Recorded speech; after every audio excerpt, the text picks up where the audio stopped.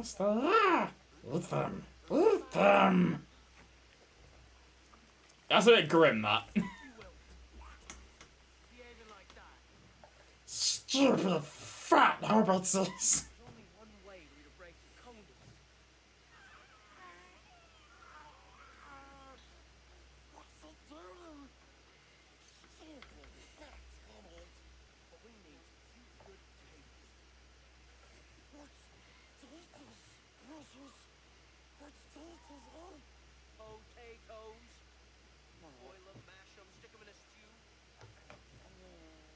That's the main reason I bought the shirt. Yep. Oh. Oh yes, we could. Spoiled nice fish. Giggity. Oh look! Another culture in Middle-earth with a distinct geography, location, and their own... Oh, brilliant armor again.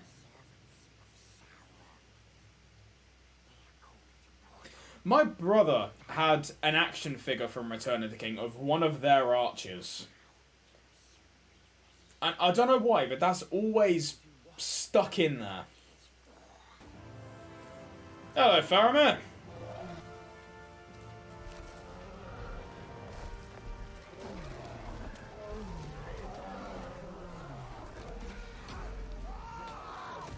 This monologue from Faramir. Those that claim to oppose the enemy would do well not to hinder us. The enemy. This is a brilliant monologue of what war really is. You wonder what his name was. If he was truly evil at heart.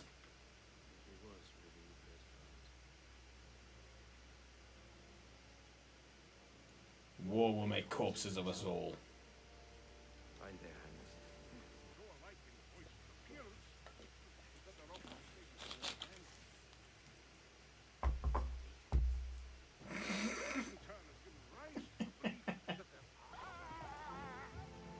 Okay, right, his axe went flying. How did that not hit anybody?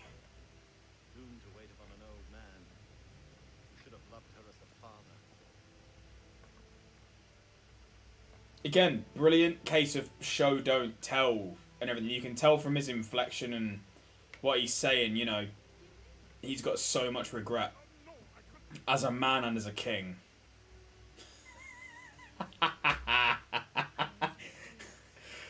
Oh god, this scene, man. I think it's hilarious. Like, if it came to it, if he was being brutally honest, I think he's like, "Are you trying to poison me?" Like, what did she do to it? Try again. Try again.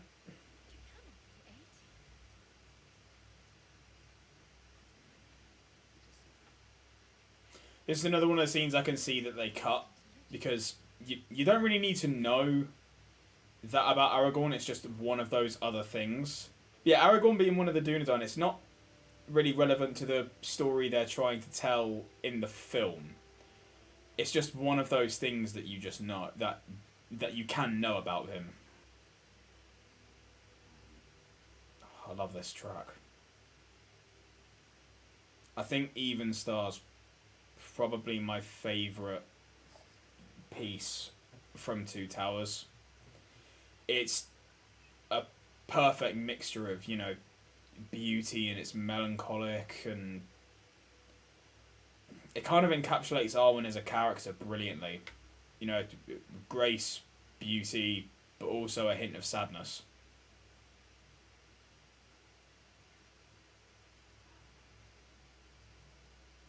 I don't know what it is about. I think it's... I don't know what it is. I just love seeing these two interact with each other.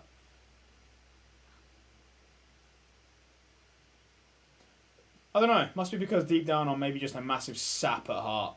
Who knows? I think it helps that, like, you know, you believe it. You know, I think that helps.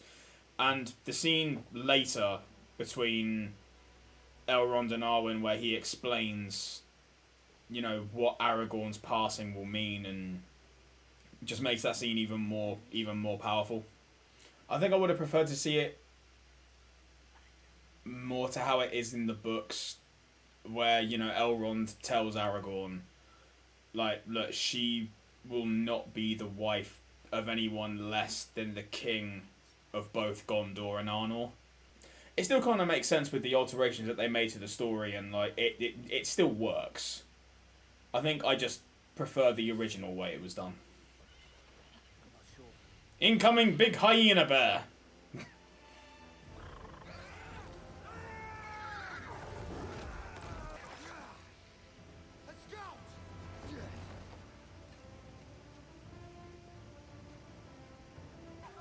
Another time where music is used brilliantly.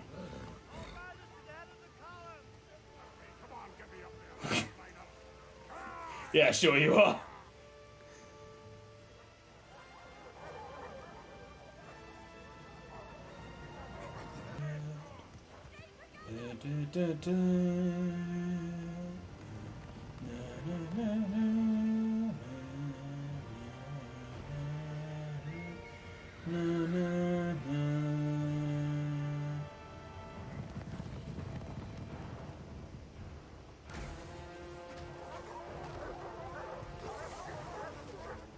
Ah yes, the scene where physics no longer means shit. Right, so this scene that they're filming here was the scene where Orlando broke his rib. And that bit was originally meant to be him going up the other way. And it was all done in camera. But by the time they got to that bit, I think it was like the day before or something. So obviously with the rib they couldn't do it. So they did it the other way with CGI. I also love what Peter Jackson does with a load of things in this. Like this fight and Moria in particular. Where the music stops right as the first clash of the fighting begins. It just helps you get more involved with the initial part of the scene, and then he kicks in the music later.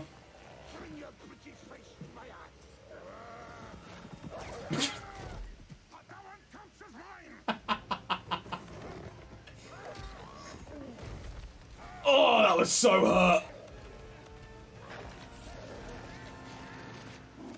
Yo, that Wug's self-preservation instincts did not kick in.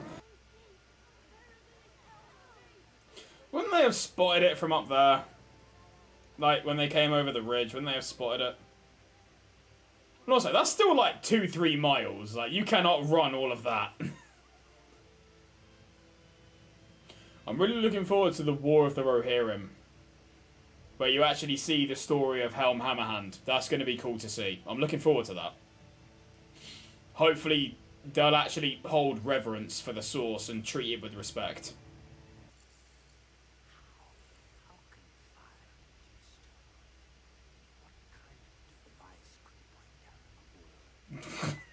He just lit it up. Just cuts to outside, and Orthanc just fucking explodes. All those 10,000 Uruks outside just look like, what? This night, the land will be stained with the blood of Rohan. March to Helm's Deep. Leave none alive. Again, it's like, you know, 10,000 Uruks they make seem absolutely terrifying, but 20,000 Golden Company? Definitely not. It was like 200 at most.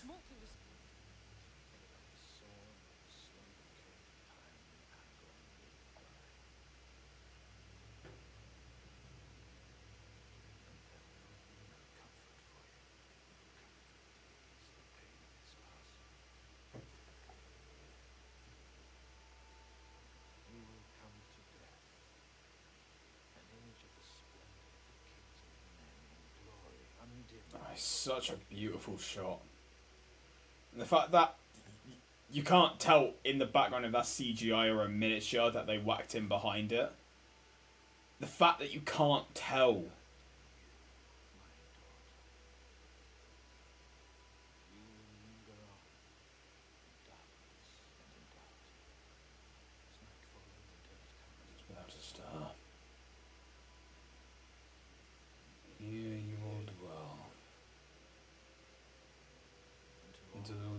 has changed and the long years of your life are utterly spent. She only lives for another year after Aragorn's death. So the actual passing of Aragorn, I think it's in, what's it in? Unfinished Tales, I think. I'm not sure. I need to try and get a hold of a copy of that. But yeah, the actual, like, you know, the actual part of it's actually incredibly moving. The last conversation between Aragorn and Arwen. I need to try and get a hold of those. And holy shit, I need to read the books again because it's been years. It's been a long time. Honestly, I don't know why it's. I've got them, and like they're not like the simple copies either. Like it's a beautiful box set. It's still mad that like that's his mother-in-law. We are hobbits of the Shire. Frodo Baggins is my name. And this is Samwise Gamgee. The bodyguard? His gardener. Where is your skulking friend? Brilliant delivery. The city of Osgiliath has been reclaimed! For Gondor! Good speech. Another scene I can see why they cut it, More time for drinking. but like it warns it warms us more to Boromir, kind of like post everything that happens. Oh, he's such a dick. John Noble was such a good actor, and he I think the ability to play a character that you actively hate, I think is fantastic. And like, you know, the main three which I can think of, it's Denethor, Umbridge, and Joffrey. Like those three, I think are the fact that you actively hate them. Don't hurt him! Smeagol, don't struggle! Smeagol, listen to me!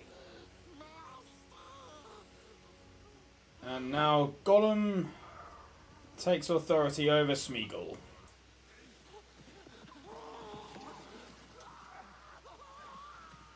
Jeez, they are...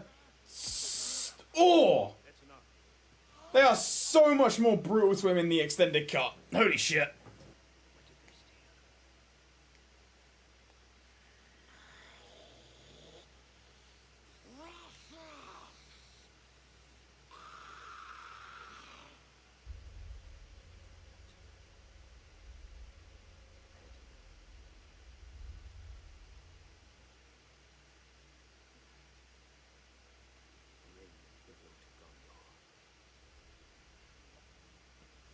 So Faramir's a really resilient character, and so I think that scene is less the seduction of the ring, and more just wanting to prove himself to his father.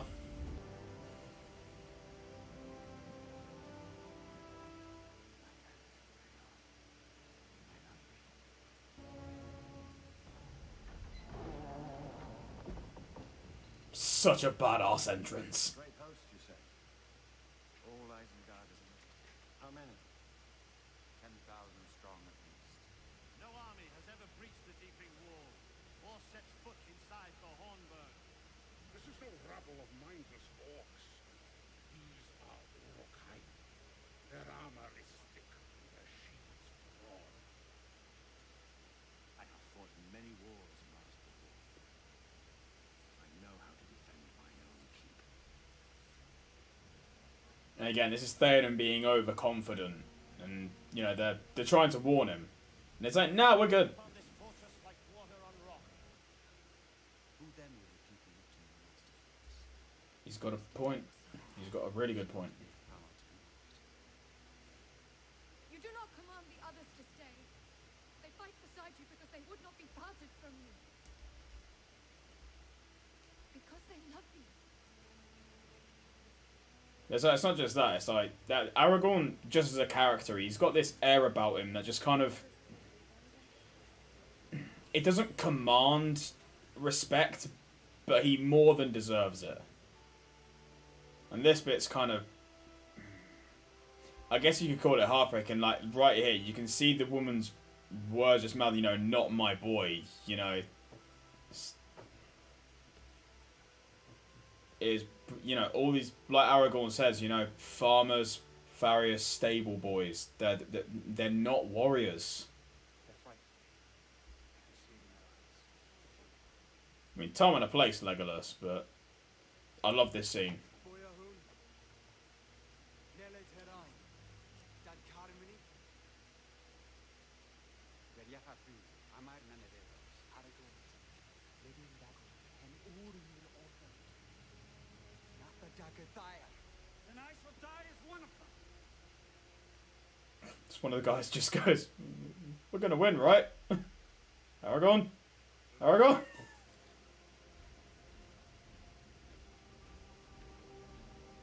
Chills every time. Where is the horse and the rider? Where is the horn that was blowing? They have passed like rain on the mountains, like wind in the meadow.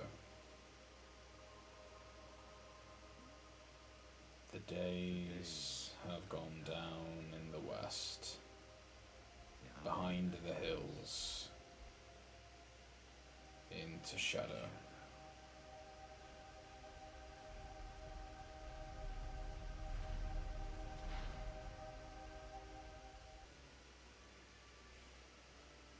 It's a powerful scene here for Aragorn as well. It's like he's just a boy. Give me your soul.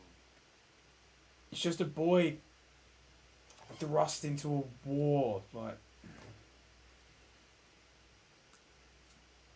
and so at this point, Aragorn realizes, you know, I need to step up. I need to lead these people. Menacing, you will not give up the knife. There's always hope.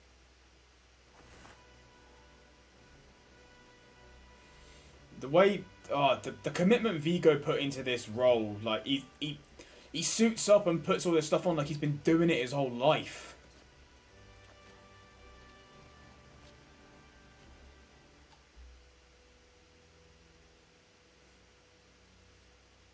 And the development between, you know, Legolas and Aragorn here, where he's like, I'm sorry, just saying I'm sorry. The fellowship theme and, you know, the brotherhood that these two share is really great. Gentle King. Open the gate!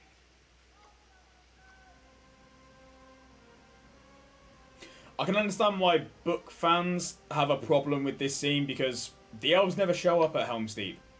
Like Rohan, they mount a pretty effective force on their own. And I personally don't mind it. I don't mind the elves showing up. It's a nice callback. Like Haldir says, you know, men and elves once fought and died together. I think it's just a shame that in Return of the King we don't really get a mention of their sacrifice. I think that's the only problem I've got with it. We are proud to fight alongside men once more. Oh, here we go. God, I love this film. I love Helm's Deep. I love it all. Ah, so good. And you can slowly hear it. And it's Tolkien's description of, like, you know, you see just the massive sea of torches. And then the flash of lightning and you see the whole army illuminated and it's... you see it all, just this thing, and they're all in lockstep and, like, it's the pounding of a machine. And it's like, you know, it's only in the last kind of... It's not even in the last... It's the last 50 minutes of the film that we get Helm's Deep. Like, there's a lot of build-up to this, and I think it's brilliantly earned, and it pays it off fantastically.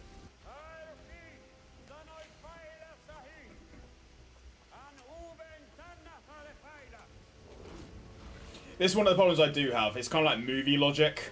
Where it's like, you know, they should be firing already.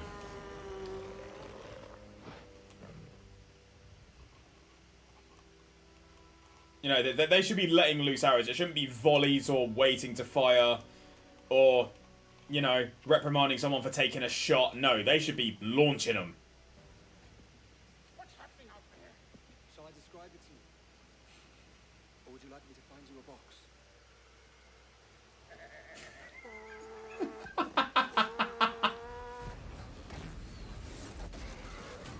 And it's a good shot. I just think you're only down to 9,999.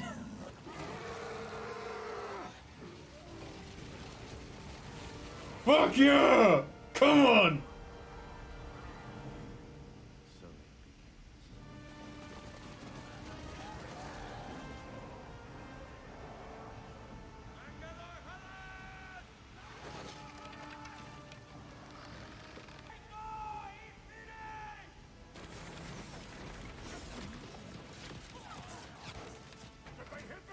begins. Give them a volley. Oh look, a guy with a disability and one eye. Hmm.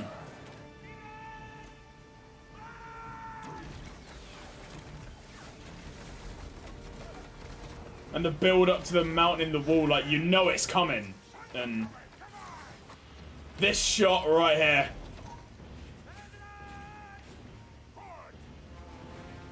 Hell yeah! Boom! These berserkers were little bitches to try and kill in the game. Oh. I'm on 17. So, I was so sure that was that was just for the films, but no, it was in the books. 19.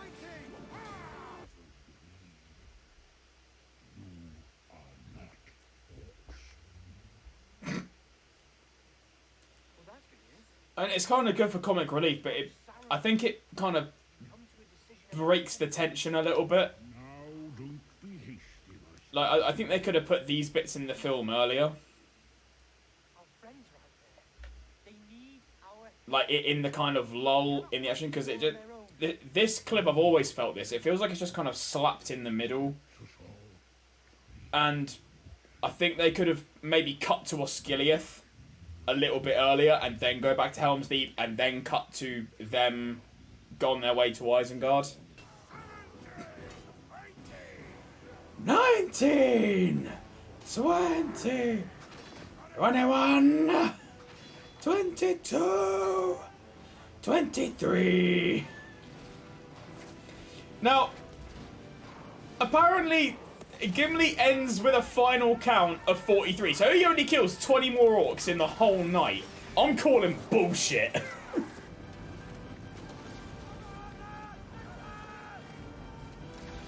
Yeah, I've never really understood the tension of this bit, because if he goes down, one of the other orcs is just going to pick up the torch and run with it, but I'll allow it.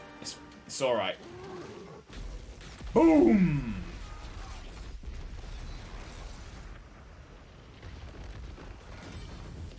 I bet Peter Jackson have a field day with that, because he started his whole film thing just by blowing up miniatures.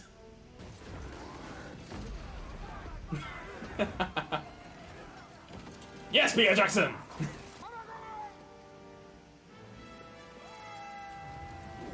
Imagine if one of those spears just went up his arse.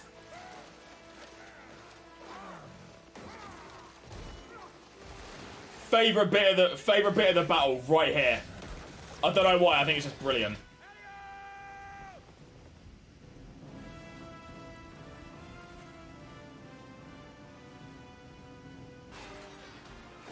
Legolas once again just defying physics.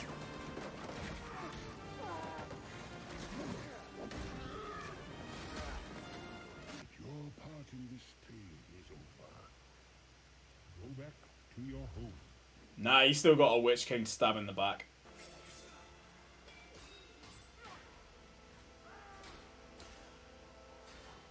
And there's levels to this fight as well. It's like, you know, they pull back stage by stage, and you know, it's a long drawn fight, and it's brilliant.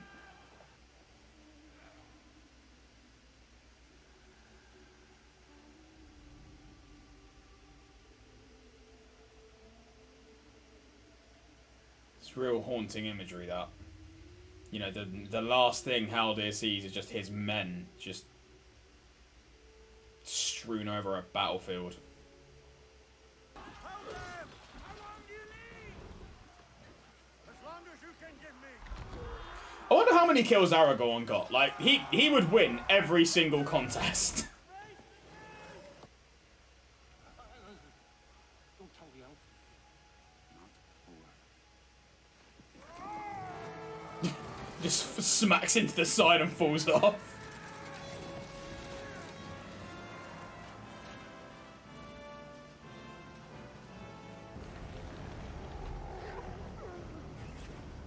So brutal.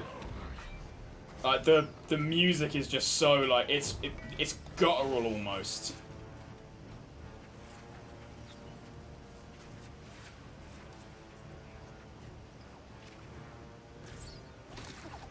Okay, right. How does Legolas not get at least like 20 kills from this alone? Like.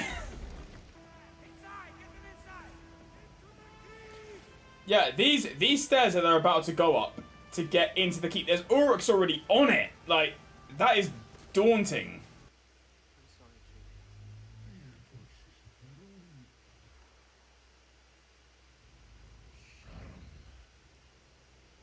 A wizard should know better.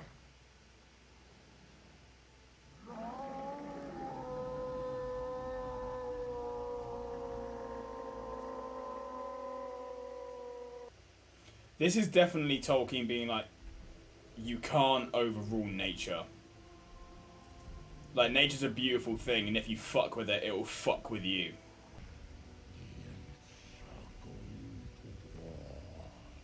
It is likely that We go to our doom. The last march of the Ents.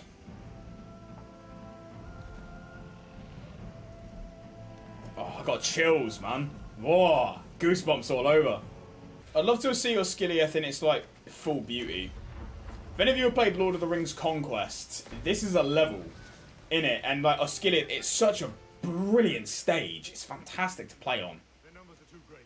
I love the level layout. It's fantastic. Like, playing both as the light and the dark on it, it's brilliant. So much death.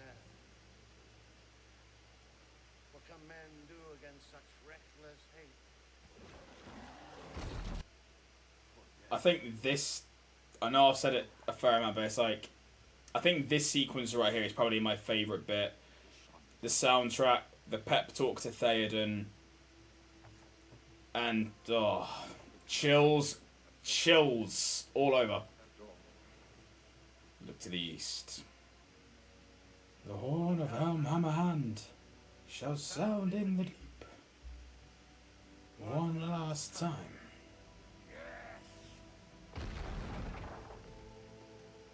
Let this be the hour when we draw swords together. Whoa. Fell deeds awake. Now for wrath. Now for Ren and the Red Dawn.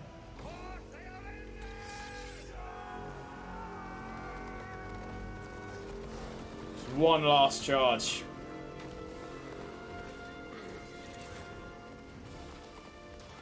For all they know, they're not getting out of it. They're just trying to buy time.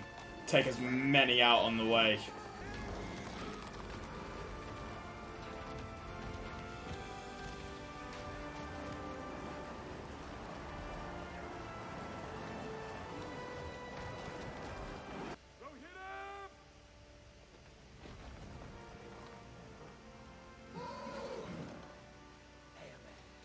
To the king! You know how Gandalf said in Fellowship when he's facing the Balrog, he's a wielder of the Flame of Arnor?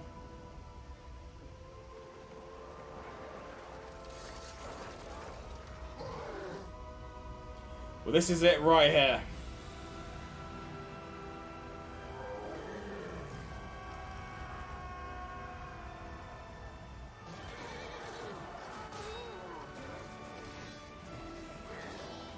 Oh, hell yeah.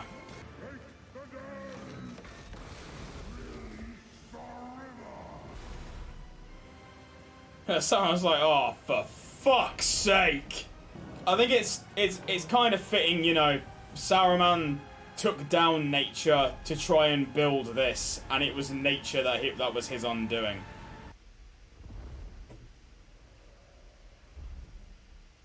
It's like, hey, I stabbed you. How could the world go back to the way it was when so much bad had happened?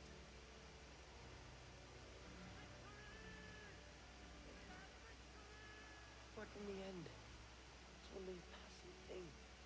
Even if you are too small to understand why. Like this one. I do understand. I know now. Hope in those stories had lots of chances of turning back, only they didn't. There's Some good in this world, and and it's worth fighting for.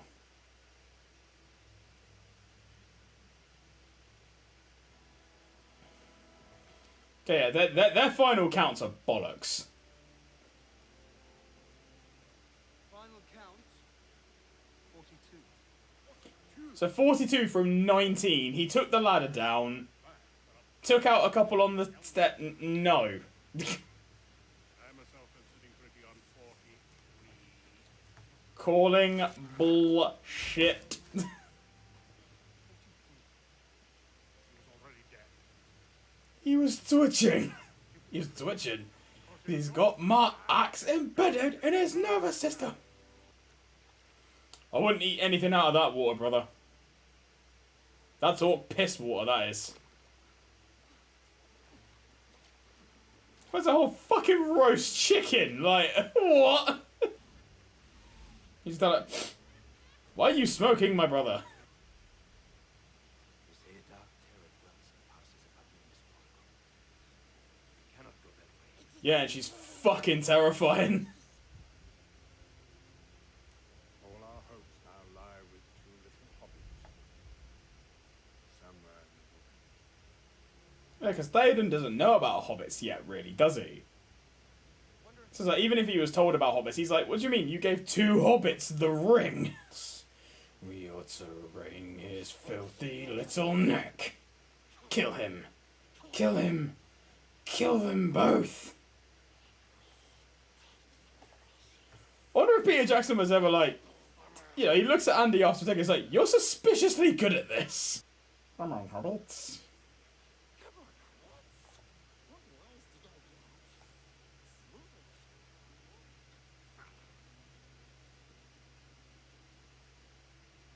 The cliffhanger for Two Towers, it's so much darker than Fellowship, because with Fellowship there's an air of hope about it, whereas this one it's it's just that in front of you. There is nothing to be happy about that, and the ending music is brilliant for it. Oh, what a film. Is it you? Is it me?